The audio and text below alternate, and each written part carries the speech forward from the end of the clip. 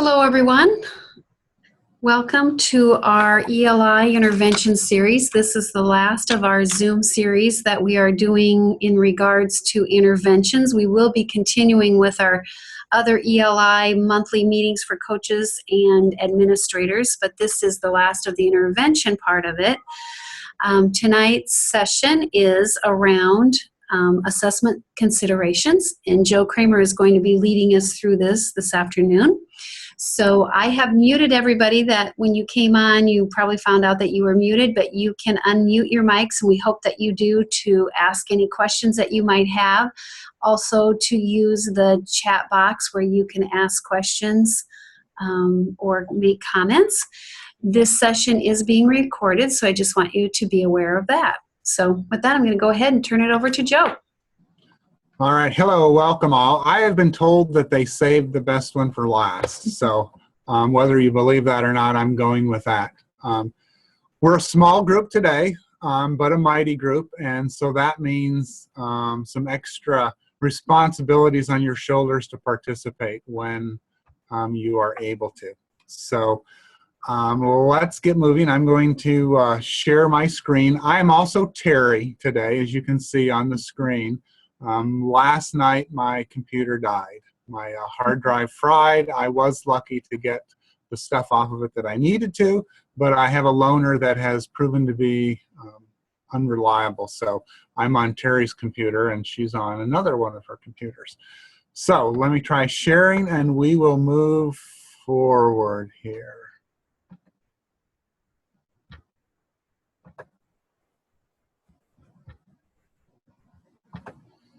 Okay, can everyone see my PowerPoint screen?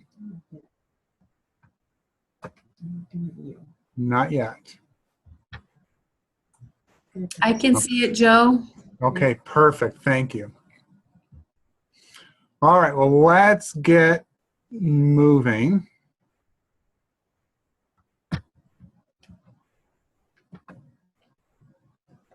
Okay, here's the big goals for today. You know, when I was putting this together, I thought, you know, more than likely I'll be preaching to the choir. So that's kind of my feeble attempt to put a picture of a choir, because most of you folks have great background in the area of reading. And so I thought my goal would be more to perhaps provide you some food for thought, a little bit deeper understanding, but probably more so be reminded of, you know, what the diagnostic process is. So we're going to talk a little bit about that.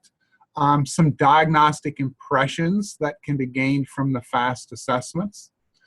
We know that the FAST assessments are first and foremost a universal screening tool, but I do believe we can get some diagnostic impressions, or at least some direction in terms of next step.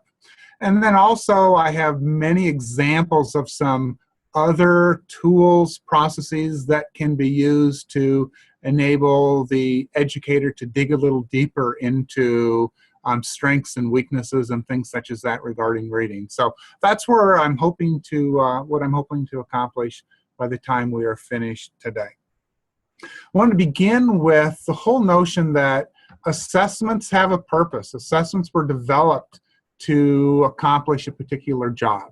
In the state of Iowa, we've spent a lot of time talking about screening assessments and progress monitoring assessments. The FAST tools that were offered to us by the state have been validated for screening purposes, basically to identify who is at risk, who is not at risk, to sort and separate students.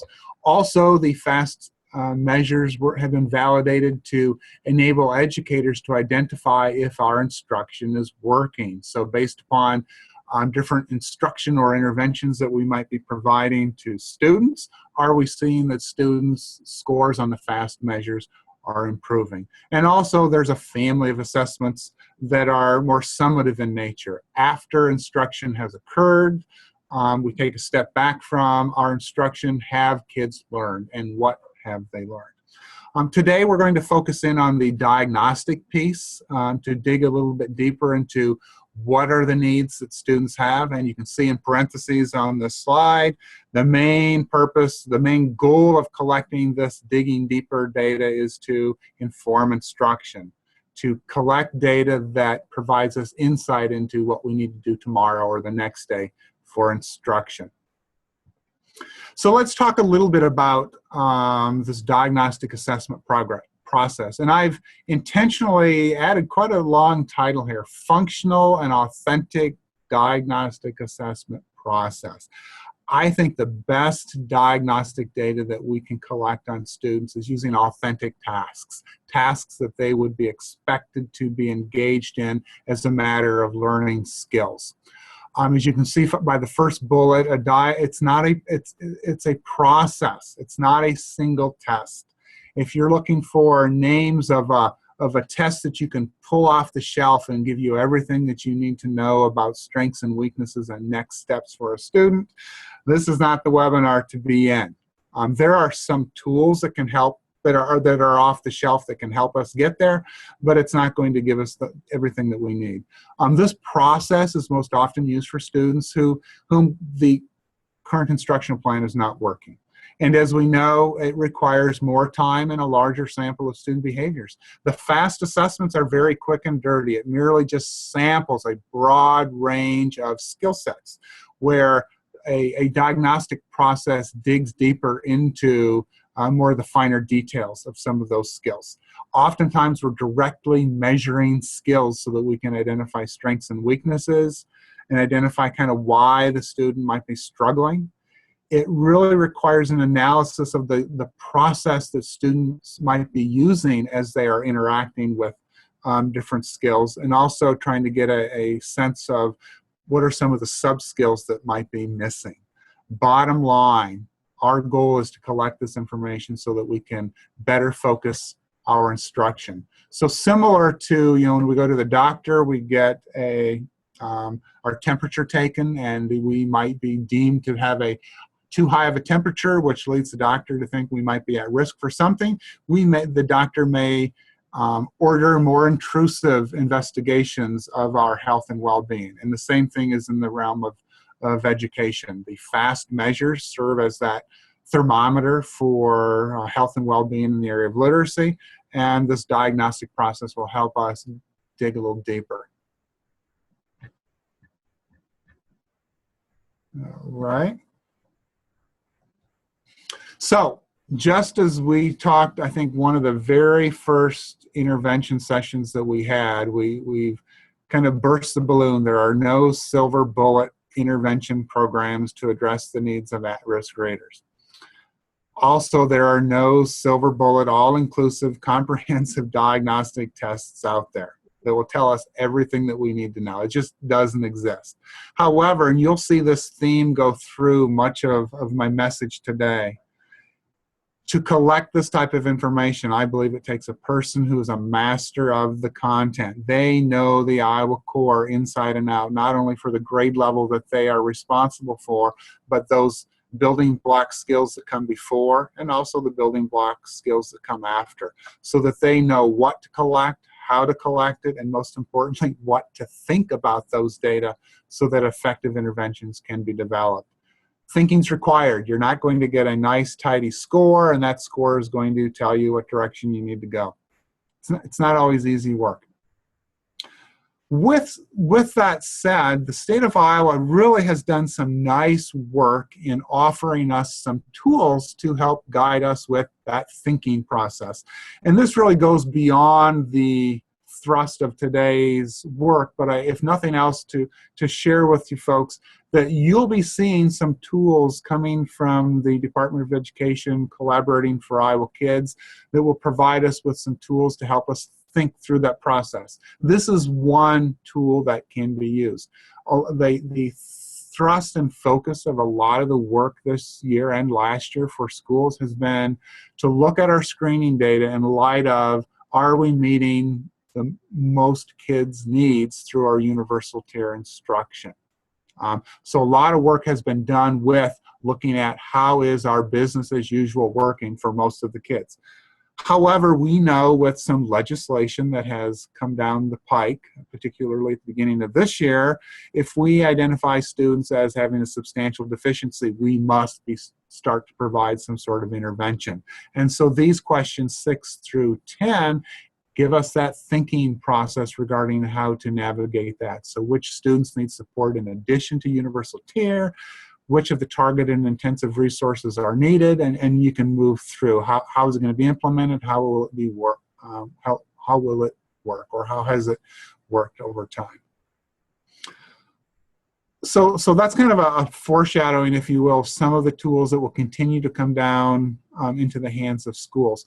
When I think of engaging in a process to collect diagnostic information regarding the student, these are kind of the steps that I always used when I was a school psychologist, helping teachers do the very same thing, identify what next for an individual student. So here are a global picture of some steps. So after a student has been identified as at risk, the very next step is, what are some next questions that we have based upon the data? What are the new questions that we have? And actually writing those down, documenting those. Then the task becomes, we need to start answering those questions by gathering additional diagnostic information. And we're going to talk briefly about what this RIOT thing is all about. After we collect the information, now we need to make sense of it. And this is where a person that is well versed in that content is an absolute necessity. You need to make sense of what that means based upon what the student has been taught, the next progression in learning that student is expected to make, what's coming next, all of those things. Based upon that analysis of information, what's your best guess as to why this student is struggling?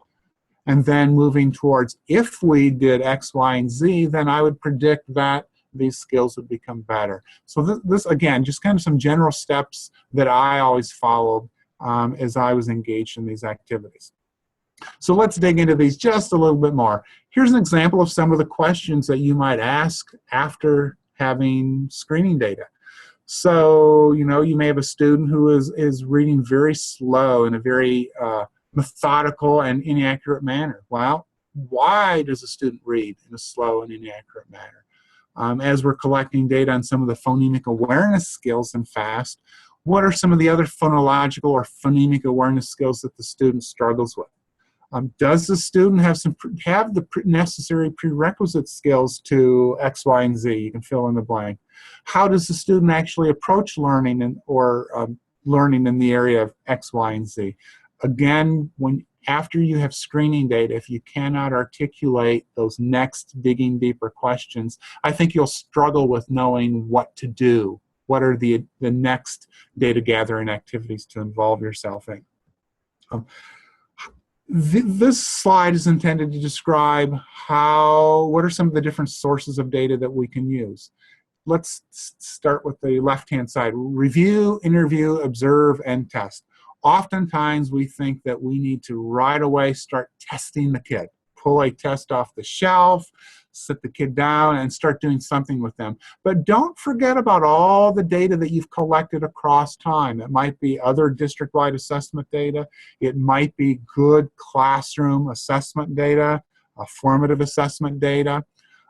Interviewing the student. Boy, actually some of the tools that I'll share later on has an interview protocol that you can use. Interviewing previous teachers, interviewing parents. Really a lot of the diagnostic activities that we'll be doing with kids really fits with observe as well. Really putting activities in front of the student and observing how they act and react to certain things. And then obviously some more formal test assessment types of things. On the right-hand side, oftentimes when we're trying to collect information regarding strengths and weaknesses and why the student is struggling, we often gravitate towards the learner.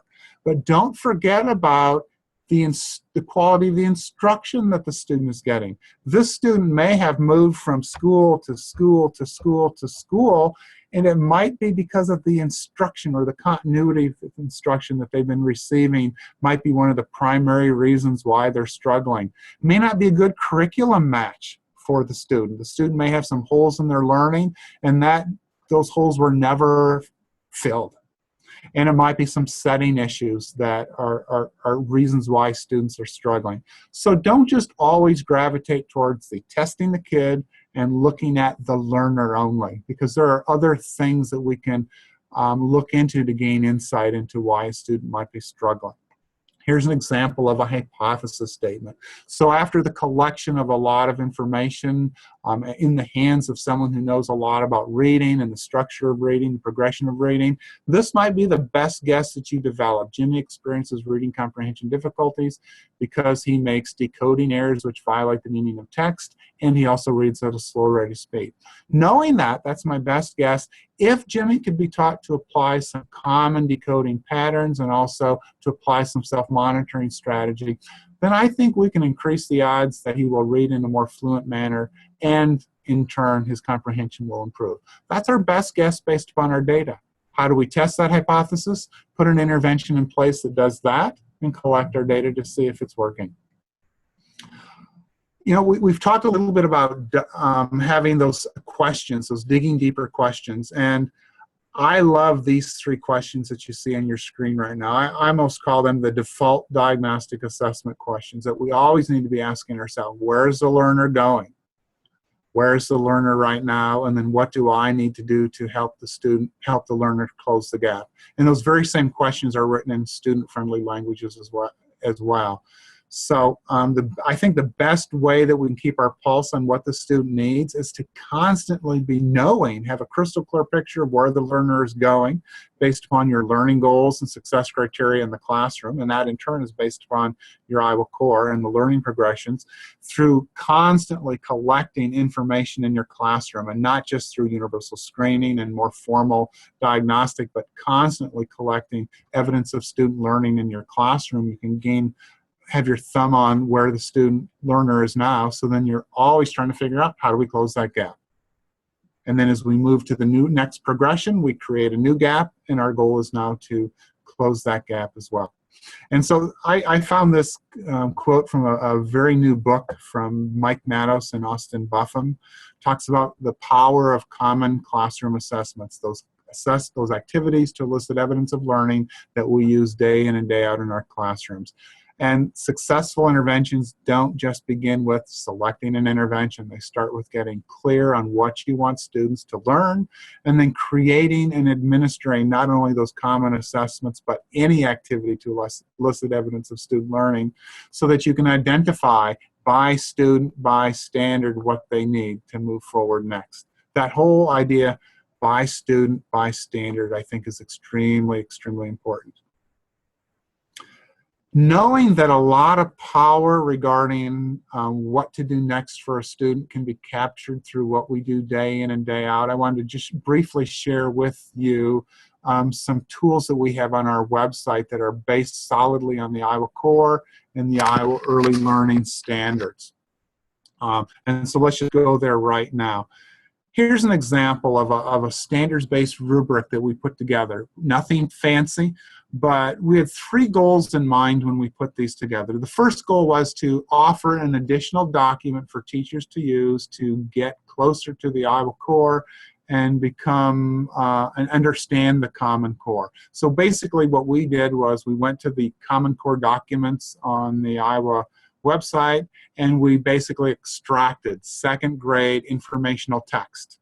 And there it is. So you don't have to wade through all the other essential skills. This is 2nd grade right here. Another goal we had was this might be able to be used as a tool for teachers to start identifying strengths and weaknesses. And you can see there's a rubric there. So you can identify which of these skills does the student frequently or almost always demonstrate, and which are almost never or rarely. And perhaps for some kids, you may have to go down to the 1st grade rubric to gain a better understanding of some of their strengths and weaknesses. And the 3rd goal was to be used as a progress monitoring tool. And we're actually piloting the use of this tool for progress monitoring with some of our special education teachers. Right now, according to the ELI legislation, this process of using this tool, for example, for progress monitoring, has not been identified as one of the technically adequate, appropriate, I don't want to say appropriate, approved would be the term that I would want to use, approved measures. So, you know, we're still learning about how this can be used.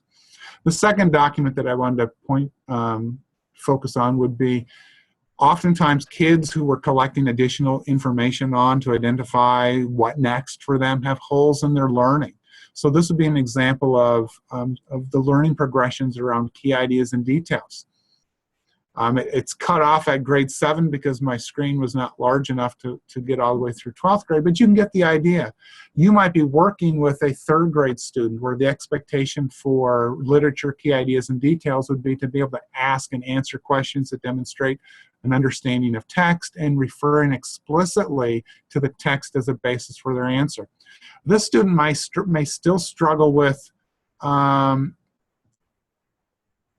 prompting and support asking and answering questions about key ideas. And that might be something that a story they've even listened to as an example. So this may help gain some insight into some of the holes that students have.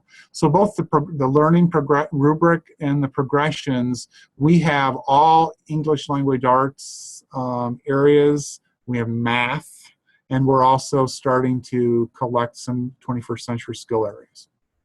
And this is a website, so when we post the tools and the PowerPoint, this can be the link that will take you directly to these tools. All right, now let's change gears a little bit. So we spent a little bit of time talking about there's a lot of good diagnostic information that we can get through just business as usual instruction and collecting data within the classroom. But let's talk about some diagnostic impressions that can be gained from the FAST assessments. And again, the message is, I don't want you leaving to say, well, Joe said that the FAST assessments were diagnostic tools. They have not been validated in a technical sense to be diagnostic tools. They are universal screening tools that do a very nice job of identifying if you're at risk or not. However, and again, from many years of using these tools with kids, you can, in the hands of a knowledgeable educator, you can get some beginning impressions of strengths and weaknesses, and if nothing else, what are some digging deeper questions that might be next? So let's go through some of these measures. And these have been organized around, basically around the 5 big ideas of reading. And then I got thinking to myself, well, concepts of print beginning reading is not one of those big ideas. So this might be the +1 for the 5 big ideas of reading. But FAST did a neat thing, I think, that a lot of other vendors have not. They have a measure tapping into concepts of print. And so based upon those data that you'd collect in early kindergarten, that may prompt you to ask the following digging deeper questions. You know, do these results indicate that the student may not have had a rich history of being exposed to literacy activities? You may want to dig into, have they been involved in preschool experiences? You know, things such as that. Are parents what's their comfort with reading and those types of things to their kids? What other beginning reading concepts of print areas might need to be investigated? So what are some additional diagnostic ideas? Well, Maury Clay's observation survey definitely has a section on concepts of print, and Google concepts of print checklists, and you will get a large selection of options that you can look at. And what I have next is basically that. And I believe I have this in the references and the tools on the Google site, but just a listing of, and again, this is cut off a little bit. There's more to this particular page, but it gives you an idea. If you want to dig deeper into a broader look at concepts of print, beginning reading, early literacy skills, here's kind of a quasi-checklist that could be used as an example. Well, I'm going to take a breather here for a second, and I'm not going to tempt fate by moving it back to our pictures at the moment, but you guys know a lot about some of the tools and techniques and strategies that are being used in your schools to collect concepts of print and beginning reading. What ideas do you folks have? What can you share to not only share with folks who are on this, but if you have, even if you share, I'd like you to put your ideas into the chat box. So you might put COP, concepts of print, and then give us your idea as well.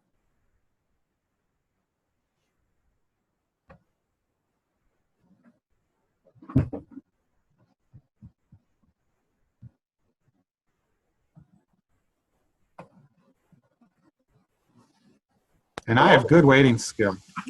And Joe, people can unmute their mic and share that way as well, right? Okay. Yeah, either option, typing in the chat or So what are some other techniques or tools or strategies that you may have used, or your school, staff in your school have used?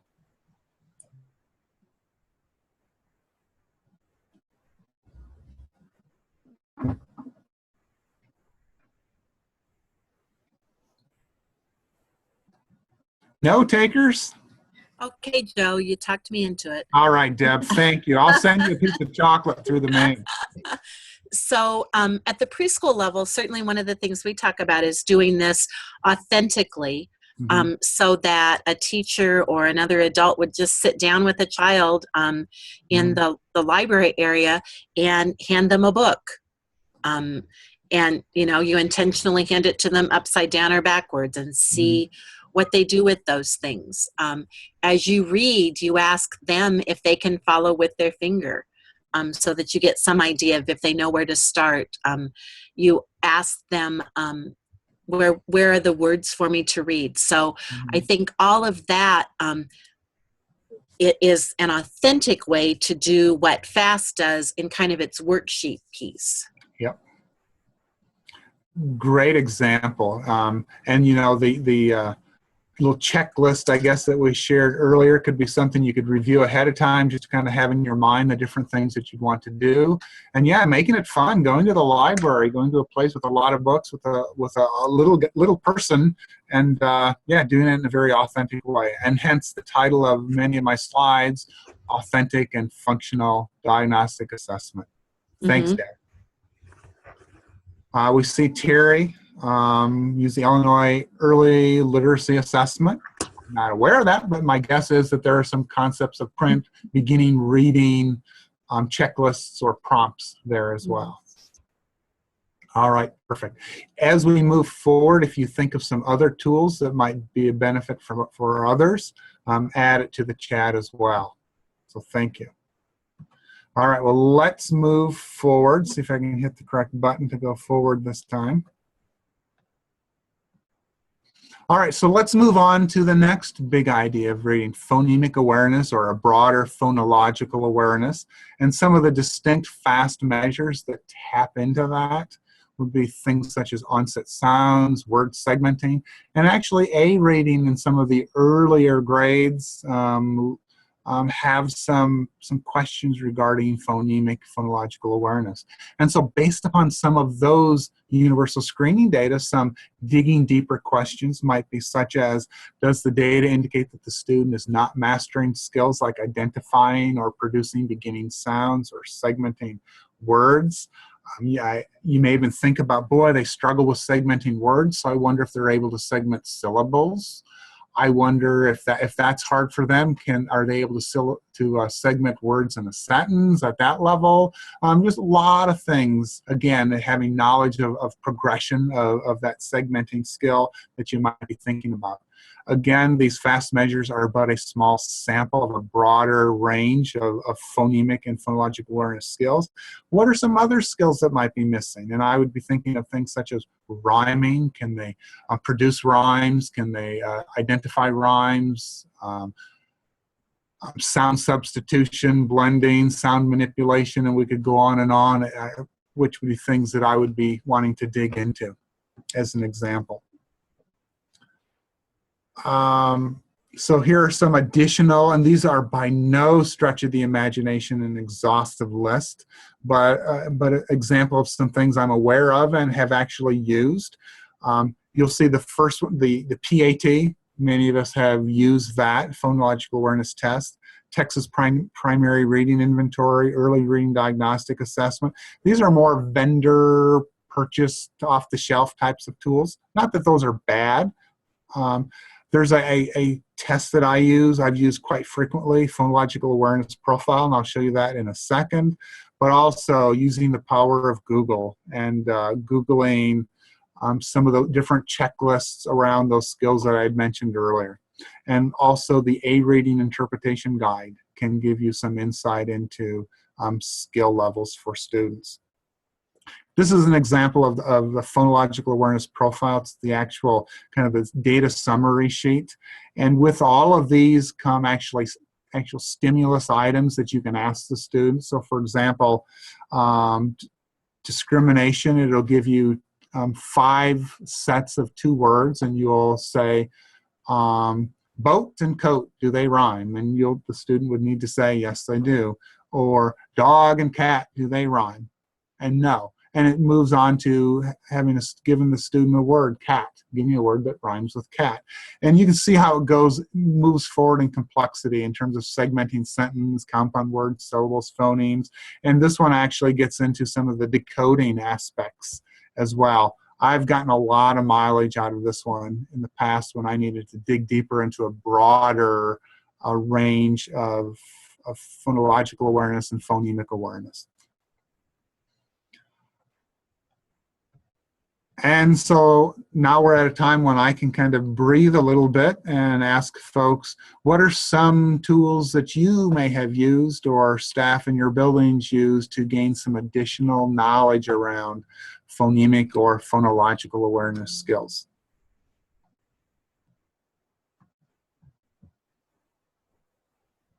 I see Kim, basic reading inventory. My guess is a lot of folks use that one. I'm guessing so. I think she put that up for TAP, but I think you can use that for phonemic awareness as well. Yeah, I think it was probably more so on some of the, the phonics types of things. Yeah. But other ideas? Thanks, Kim.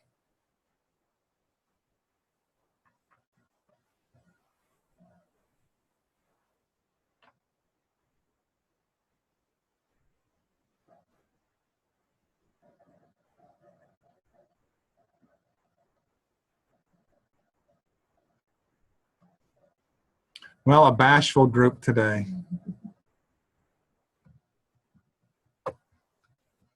All right, well, let's move forward. You know, while I'm thinking about it, I'm going to make this comment.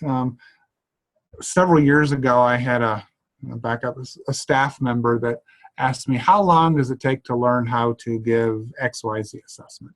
And I said, well, I have two answers to that question. The first thing is, read the technical manual, read the directions, find a student, perhaps one of your kids, neighbor kid, grandkid, and practice administering it. Make sure you're doing administering and scoring it with fidelity. A couple, 3-4 hours, you should be able to master it. The answer to the second question, or my second answer to that initial question was, what to do with those data takes much longer than the 3 hours. And that's where having a well-grounded understanding of reading and how those skills progress. And, as this individual that was asking me this did not have that well-grounded background. And so that individual would certainly struggle with making sense of what those data mean and how to connect it with interventions. All right, so let's move into decoding and alphabetic principles. So when we look at the FAST measures, there's quite a few measures that can help us gain insight into these skills. There's letter sound fluency, there's nonsense words, CVMR, sight words, A rating. So there's a lot of measures that can help us with that. Here are some perhaps digging deeper questions. Does the data indicate that the student is not mastering skills that focus on very rudimentary sound symbol relationship things? Does the data indicate that the student is not mastering some of the decoding patterns? And again, the FAST measures are very limited in terms of the types of patterns that they use. So if a student is struggling with that pattern, what are some other decoding patterns or skills that the student might be struggling with? So we're going to have to dig a little bit deeper and put some different patterns in front of students and observe how they react to that, if you will. So here are some additional diagnostic activities around decoding and alphabetic principle. As you can kind of see by the list, it gets longer. There's a lot of things out there. From some basic error miscue analysis, and we can collect information from oral reading. So for an older student, as they're reading connected text, whether it's through FAST or even through other connected texts, we can start identifying and categorizing the errors that they make. Nonsense word, although the patterns that are being exposed to them on the FAST measures are limited, we can start getting some impressions of how they're able to handle some of those patterns. You'll see those next two are a repeat from before. actually the phonological awareness profile as well, are all repeats. There's this one, actually, until I was preparing my information for this, I'd forgot there's this Abecedarian reading assessment that is really, I actually used it, but it was so many years ago that I had forgot about it. And I'll show you a sneak peek of that one. Decodable word lists, inventive spelling and writing. There's actually the names test that's out there. I'm going to briefly show you a process that Susan Hall put together for DIBELS that works very nicely with FAST. You know, a running record, a reading interpretation guide. So there's a lot of things that we can put our hands on to dig deeper into decoding alphabetic principle types of things. So let me show you some of these. Here's just an example of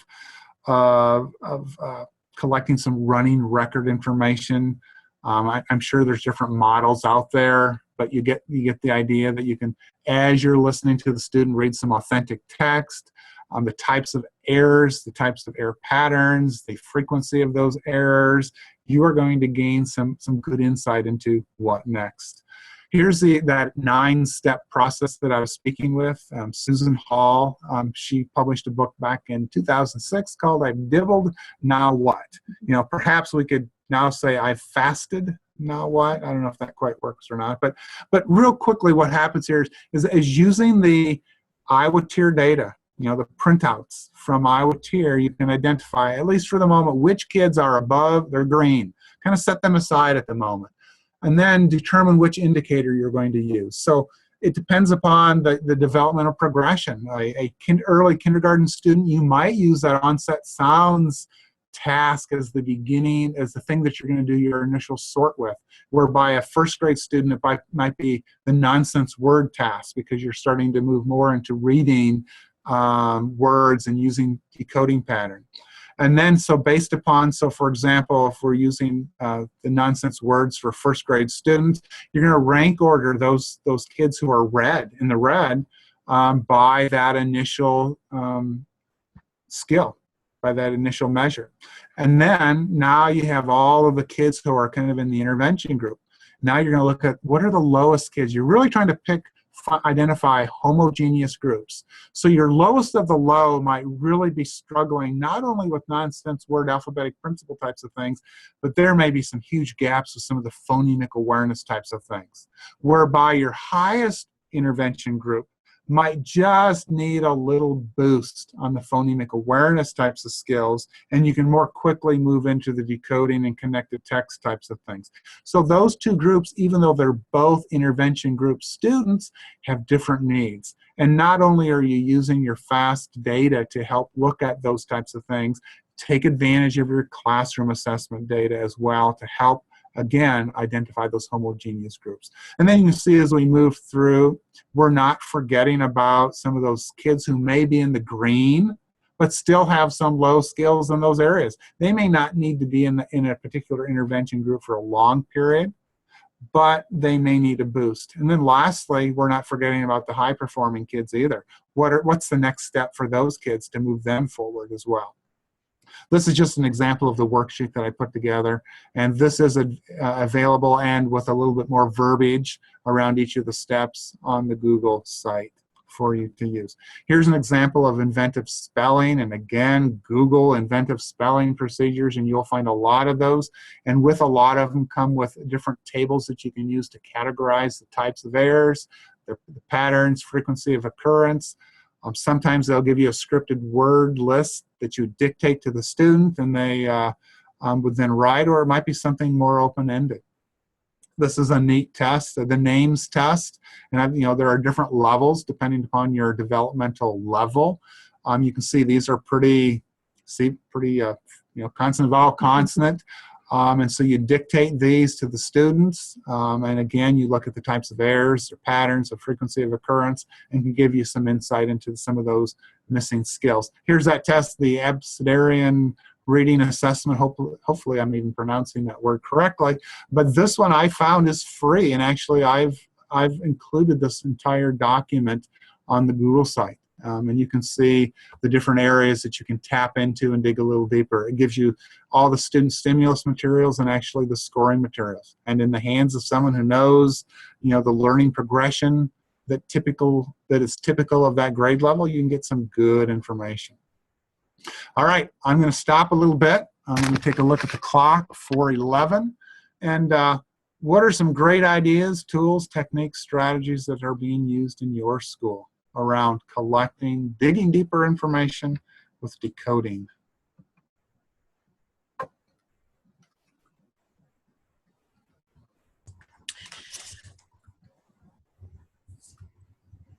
So, Joseph, one of the old, tried and true, we've kind of put it on the back shelf now, is the whole curriculum-based evaluation piece that really takes decoding and does mini assessments in all of the areas that you've been talking about. You bet. Actually, it's nice that you mentioned that. What Deb is referring to, and I'm not going to do justice to this, but it's a process that is pretty systematic, that gives you insight into what types of observations do you need to set up so that you can test whether a student is learning different skills at different levels. And I know I did not do justice to that all, but really as Iowa is moving forward and developing some of the tools that are going to be provided to schools, they're really leaning heavily upon some of the curriculum-based evaluation processes that some of us have used for many years. And so I'm thinking that you'll like that.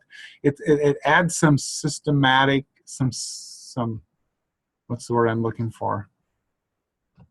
Some system to it. Some system. And provides some next steps in terms of where you need to dig deeper next. So be on the lookout for that. Actually, I'm understanding that Ken Hall, who is one of the primary authors of that, have teamed up with John and Michelle Hosp, as well as Randy Allison from, he's worked in Heartland for quite a while, and they're sending me a book, so I'm excited to get that particular one. Fonts and Pinnell, benchmark assessment, Words Their Way, those are all tools that I've heard of as well, and many of you may use those as well. As you can see, this is a great example of, by no stretch did I give a exhaustive list of what's out there. All right, thank you all.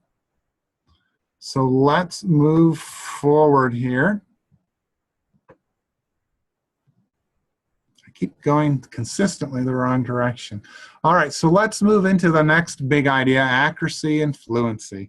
And the whole idea of fluency, sometimes with very isolated sub-skills all the way up to reading connected text, we will see in the FAST measure. So you can see letter sound fluency, nonsense words, CVMR, sight words. And some of the digging deeper questions that you might ask is, first and foremost, is the student meeting that automaticity benchmark? Are they reading at a pace that would demonstrate that many of those sub-skills are pretty well mastered? Despite the fact that they may be reading at a pretty automatic pace, what does their accuracy look like? A student that reads 100 words per minute and is 95% accurate is a much different reader than a student who reads 100 words per minute and only 50 words per minute. Much different reader. So even though the rate or fluency score is the one that we pay attention to for are you red or green, do not forget to look at that accuracy piece, a good value-added information. In addition to the numbers that you would get, what is the quality of the student's reading? I always try to pay attention to, do they pay attention to question marks? And you see that inflection in their voice. Do they pay attention to the stop signs, the commas, and the periods, and those types of things? I pay attention to when a student makes an error, are they cognizant, paying attention well enough to their reading that they know that it's an error and they self-correct? You really can't put a number to those things, but they're a great qualitative information regarding their reading. And you can also set up situations where you can dig into this a little bit more. So what are some additional activities that might feed into this whole idea of automaticity. While we all know that, there are some words, sight words in particularly, that they cannot necessarily be decoded. You need to know it by sight and be able to do that in a very automatic fashion. So there are a myriad of sight word lists out there at our disposal.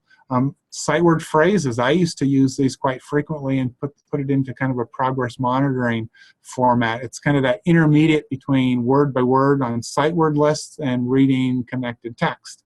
And I'll show you a little bit about that. Foursquare reading analysis, and then some reading fluency probes as an example. So let me show you some of these. Here's sight word. Not only to their accuracy, but I always look at it, if a student can't give me that word in at least 3 seconds, whether they get it at second 4 or second 5 or second 6, I still count that as an error. They need to read that automatically because it's going to cause problems down the road. Here would be an example of sight word phrases. So again, you can pay attention to the accuracy, but also the automaticity, that developmental sequence of word for word, and can they begin stringing together words in a fluent manner. Here's an example, and you'll see there's a more complete worksheet in the resources, but here are some different potential descriptions of readers that you might get from the oral reading fluency. So quadrant 1, someone who is reading accurate and fluent. And so here are some possible digging deeper questions and next steps. Versus a student who is inaccurate and slow. So not only are they struggling with reading with automaticity, they have many errors. So here are some possible digging deeper questions. And you can read the other quadrants. Accurate but slow, or inaccurate but very fluent. And these represent 4 distinct different readers that might require the digging deeper in different areas. Here would be an example of a fluency rubric that gets at more of the qualitative aspect of a student's reading, and not just the rate and the accuracy numbers, but expression and volume, phrasing, smoothness, pace, and that can give you some insight into a lot of things as well. So I think armed with not only the rate and the accuracy, but along with these qualitative aspects, you can go a long ways with identifying what are some potential next steps, next instructional steps. All right, I'll take a pause a little bit here, looking at the clock. I think we're doing pretty good. What are some additional tools, techniques, and strategies that you or your schools might use to collect information around accuracy and fluency? I see another example of a probe, actually, yep, Rosinski's fluency probe. And now it looks like we have the a link as well. Is there a NAEP fluency rubric? A NAEP fluency rubric, off the top of my head, I'm see Kim nodding. I don't know if she's nodding at someone else or not, but again, I know. I am nodding at that. It's called NAEP Oral Reading Fluency, and I think it's based off of Timothy Rosinski's work. As well, okay. I know Tim Rosinski does a lot of work with fluency. So the link that I put in is to a booklet called Assessing Reading Fluency, and it's by Timothy Rosinski. So there's a lot of good information in there as well for people if they're interested in looking at that. Actually, it might be that same book that I was looking at as well, and it had different even interview formats or self-monitoring questionnaires for kids so that they are also paying attention to some of the qualitative aspect of their reading. Any other ideas?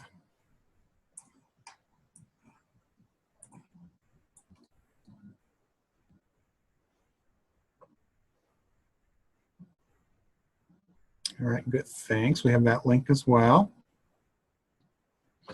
All right, with that, let's move forward. So again, there's your, so the last one is comprehension.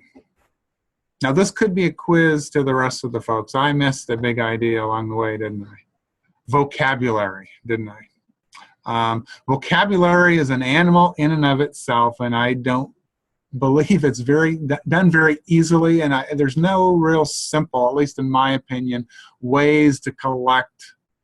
There's only one canned vocabulary assessment, and that's that picture vocabulary, I think. Yeah, and actually that Abecedarian tool that I showed has some vocabulary, but vocabulary, my goodness, any test is going to be a mere sampling of, and so I'm not going to deal with that today. We'll just make a long story short, I'm not going to deal with comprehension, at least within the confines of authentic and functional diagnostic assessment. So that leaves us with comprehension. The FAST measures, CBMR, even though it's not measuring directly comprehension, it has a strong connection to kids who can read in an effortless and accurate manner. More cognitive energy certainly is left for understanding the content of that passage. And A reading has some that are more traditional in terms of read a selection, and here are some questions to read. And so as you're thinking about some digging deeper questions, is the student a slow reader and also inaccurate? What types of errors do they make? Do the errors violate the meaning? Do they self-correct? Again, these are things that I always have in my mind as I'm listening to students read. Granted, we're not observing the student completing the A reading task, but based upon the score that they get, we can gain some insight into what are some of the mastered skills, some of the skills that might be developing for that student, and what are some skills that will come next, and how does this compare with what they've been taught. And I think I got a thing out of order here. So let me, there we go. So what are some, sorry about that. What are some additional diagnostic techniques that you might use to collect information about comprehension? I have gotten a lot of mileage out of just some simple retell procedures. And many, again, you could probably Google retell and they will give you some scoring templates, if you will. Not a score necessarily that you get a number, but you can get some impressions. Asking kids to summarize or shrink what they've just read, predicting. There's some maze or close procedures that I'll show you. Individual reading inventories. I mean, there's many of those. Jamestown Readers, where you read a selection. I believe it's a 400-word passage, 10 comprehension questions. And I'm going to also show you metacognition. You know, it's the whole idea of kids thinking about their thinking or thinking about the strategies that they use to become a better comprehender of reading. And so I'm going to show you some surveys or inventories that you can use. And then also the A Reading Interpretation Guide that'll be available in the Google folder as well. So here would be an example of a retell rubric. You know, after the student has read a selection, obviously a selection that is within their instructional range, and then you can prompt them, asking them questions as, you know, retell the story to me, tell me as much as you can remember, and some additional prompts if they don't fill it in. Things such as what might be an appropriate title for this if the story doesn't have a title, main character, supporting details. I mean, you guys know some of the things that you can ask. And this rubric can help you to kind of qualify some of the responses that they may give you. Here would be an example of a maze procedure, and this would be where typically in these, the first sentence is intact and the last sentence is intact. And every seventh word is has one correct response and two distractors. And you can get an idea as to did they get the right word in there based upon what they've been reading around that. And also if they check the wrong one, is it a semantic error? Is it a syntactic error? Would be things that you could start looking at. Now, obviously, this one has a title. Many of the ones that I've used in the past doesn't have a title, so I may ask them, what would be a good title for this story? Or what might be another good title for this story to get a sense for how well they've understood this. And main idea, summarize, and all of those types of things as well. This would be an example of some of the tools that we have from the FAST measures that can be garnered from the knowledge base. So here's an example of a student who gets a score between 443, an A reading score between 443, 467. And these would be the typical types of skills based upon the big idea area.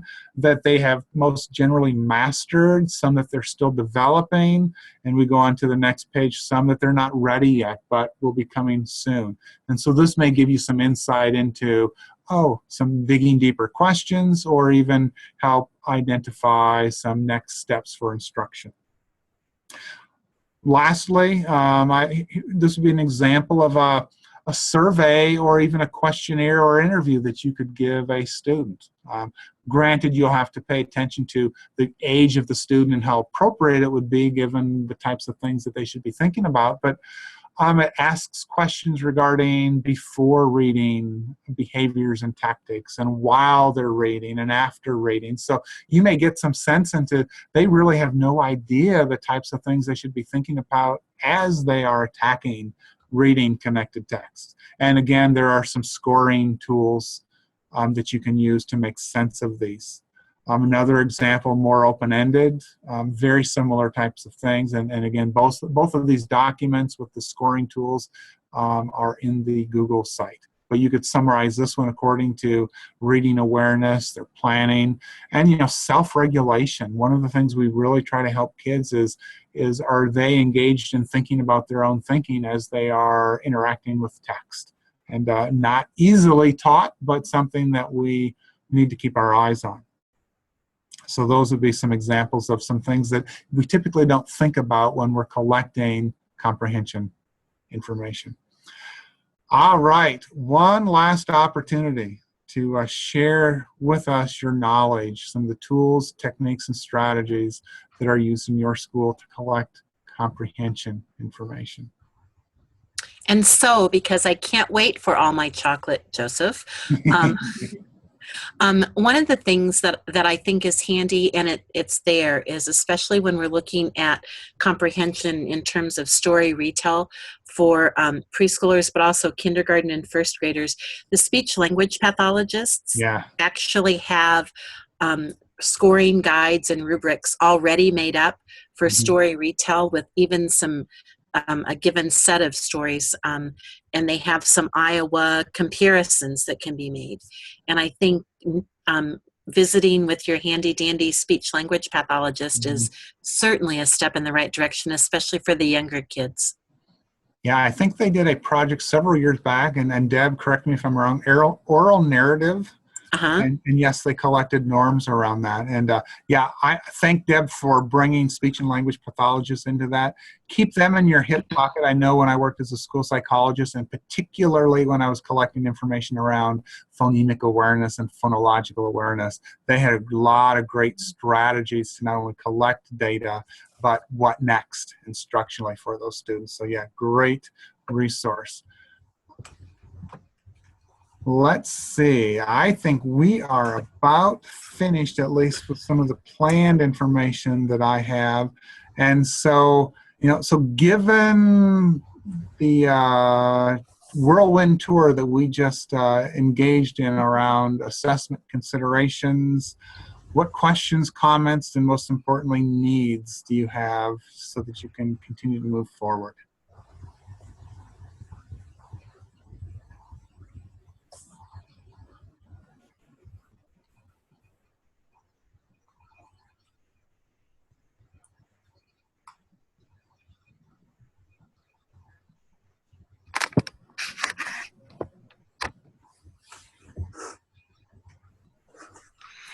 You're all just speechless, I'm sure. I'm trying to formulate the question, but I think the question that we get, and we've talked about this before, but when the FAST data comes back and the fact that it looks at fluency, sometimes I think we think then what we need to be doing for our students is fluency interventions. And that may not necessarily be the case. No, actually, I typically look at the ability to read in an effortless, accurate manner as being a marker for the successful integration of many of those sub-skills. So if a student is reading in a very in a slow and inaccurate manner, I start digging into what are those supporting sub-skills that may not be there. And it's not, the goal isn't to, well, just teach them to read faster necessarily, because if they don't have those supporting sub-skills, I know I'm preaching to the choir, it's hard for them to read faster. And if they do read faster, they're going to be less accurate, probably. So that's where these assessments that you've been talking about today can help to dig into that, to find out where is it that the problem lies for individual students, so that we can really target what the interventions need to be. Yep, asking those questions, collecting information to answer those questions, developing your best guess as to why the student is struggling, and then think about if we did X, Y, and Z, then we increase the likelihood that these skills will improve. I mean, it's really thinking about that thought process, or at least that's what I did as I was in this business, or still am, I guess. Well, I'm looking at the clock, and my clock says 4:30. Yep. And it looks like Terry posted the link to the PowerPoint. I'll also be posting a link to any other documents that might be there, if there are other documents. Yeah, all of the documents should be in that same spot. And I did post 2 links. There's one link to the assessment file and one link to the PowerPoint, but the assessment file link will get you everything you need. And I would offer, should there be something that I may have referenced today that is not currently housed in that Google site, to let me know, and we can get it in there. Okay, so we will get this posted to the website, the actual recording along with the links. So thanks everybody for attending this afternoon, and Joe, thank you for your work here. You're very welcome. Okay, I'm going to stop recording and end the meeting.